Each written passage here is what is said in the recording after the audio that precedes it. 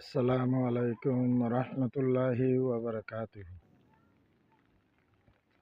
প্রতি এক পুরুষের কামিয়াবির পিছনে এক নারীর উপকার দরকার। যে নারী স্বামীর আনুগত্য হইব, স্বামীর কামিয়াবি চাইব,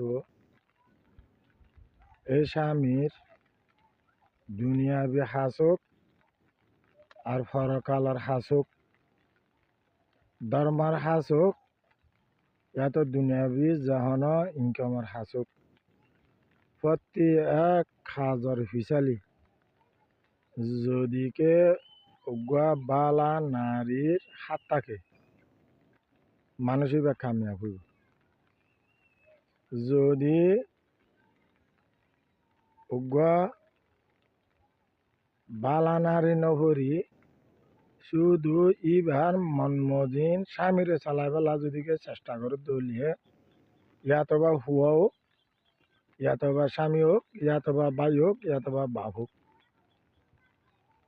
এই নারীর পিছনে ভরিয়রে যদিকে খুব বালা আমল করিয়া যদিকে পরকালার আমল কারি যদিকে ধর্মের হাজ করিয়া লিও এবার ধর্মের হাজের মাঝে ব্যর্থ হইব, দুনিয়াবি হাজত ব্যর্থ হইব। এটার লাই আল্লাহ নবী জনাব রাসূলুল্লাহ সাল্লাল্লাহু আলাইহি ওয়াসাল্লাম হাদিসে পাক মাঝে ফাসফুর বিদাতের দিন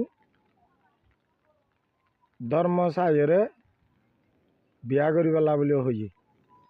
এটাল্লা আরা বিয়া শাদি করিবে চত যেহন হাজ সারবার মাঝে